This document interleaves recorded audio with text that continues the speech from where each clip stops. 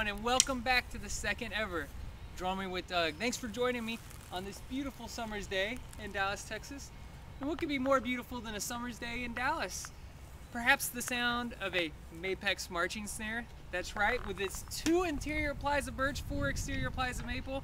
Only drum on the market like that. You top this bad boy with the Remo Black Max, tune that thing up, you're gonna get the sweetest sound out there. This is how I got my girlfriend. While she was asleep at night, I would sneak up by her window, I'd serenade her with a little flam drag or something, and boy, she just could not resist the sweet sounds of this drum. So I'm gonna use this drum today in our lesson, which is gonna deal primarily with an exercise meant to develop your timing and your subdivision. All right, now any great percussionist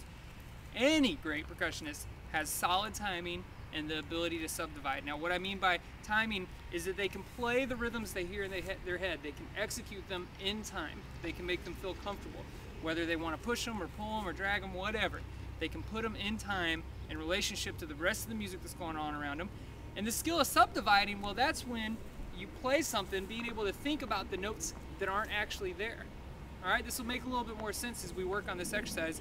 This exercise is one that's been shown to me by drum set guys, it's been shown to me by rudimental people, it's been shown to me, I've read about it in books, it comes from so many different places that I'm pretty convinced that it's been around since the dawn of time. All right, I call the exercise Jedi 8s, a name I borrowed from my good friend Jeremy Gomez, but this exercise, I'm pretty sure Ooga Booga back in the day was sitting there with the pterodactyl bone drumming this on a log.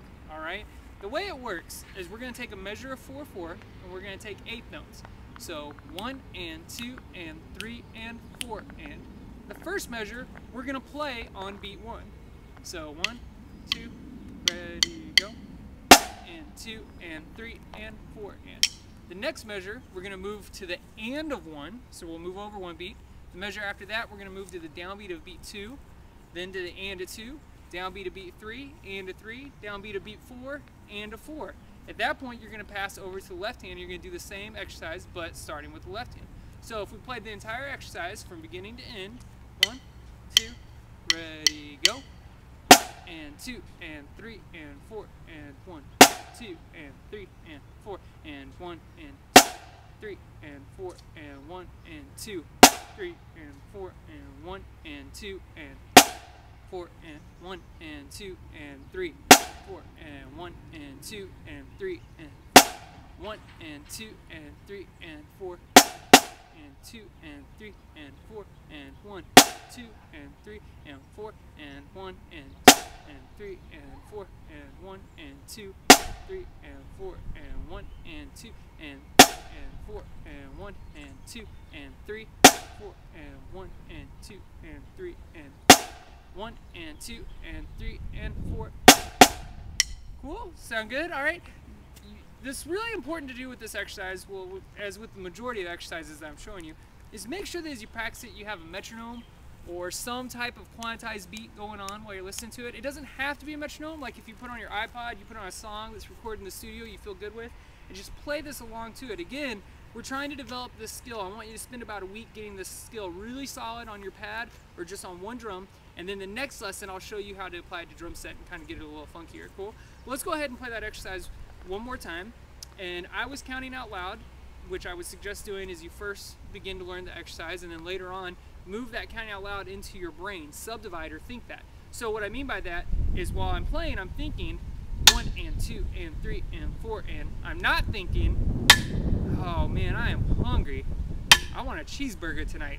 Cheeseburger, grilled onions. Where can I get a cheeseburger with grilled onions? All right, which is sometimes we let our mind wander like that, and that's going to affect our timing. All right, that's why we got to have that sweet subdivision. So cool. Let's try this exercise again a little quicker. 1, 2, ready, go. And 2 and 3 and 4 and 1, 2 and 3 and 4 and 1, 2 and 3 and 4, 1 and 2, 3, 4, 1 and 2, 4, 1, 2, 3, 1, 2, 3, 1, 2, 3, 4, 1 and 2 and 3 and 4, 1, 2 and 3 and 4, 1 and 2, 3, 4, 1 and 2, 4, 1 and 2 and 4, 1 and 2, 3, 1 and 2, 3, 1 and 2, 3, 4. All right, now, let's say that you've been practicing this all week. You feel good about it. You can do it fast. You can do it slow. You can do it soft. You can do it loud. Do all those variations and stuff. Let me show you another variation that I like to do. And this is really common with a lot of the exercises that I teach. And that is to do this variation backwards. What I mean by that is start with the last pattern. So start by playing the and of 4. Then move our way towards beat 1. So we'd go from the and of 4 to beat 4 to the and of 3 to 3, so on and so forth. So let me try that bad boy for you and see if you can follow along. 1, 2, ready, go. 1 and 2 and 3 and 4 and 1 and 2 and 3 and 4 and 1 and 2 and 3 and 4 and 1 and 2 and 4 and 1 and 2 and 3 and 4 and 1 and 2 and 3 and 4 and 1 and 2 and 3 and 4 and 2 and 3 and 1 and 2 and 3 and 4 and 1 and 2 and 3 and 4 and 1 and 2 and 3 and 4 and 1 and 2 and 3 and 4 1 and 2 and 3 and 4 and 1 2 and 3 and 4 1 and 2 and 3 and 4 and 1 and 2 and 3 and 4 and stop. Cool. Hopefully that gives you ideas of some different things that you can do with it, some different variations that you can work up. But more or less that's it from the beginning to the end. So again, our goals here are to work on timing and subdivision. Play this with the metronome. Play this with music. Think about the right thing at the right time. That's one of the most important skills that you can develop as a musician, I feel. And as before, think about what you're trying to accomplish before you go to accomplish it. Make sure that if you want everything to sound the same, it sounds the same for every single time that you strike the drum. Be very productive with your practice schedule, and I think that this exercise will help you guys take it to the next level. All right, till next time, peace.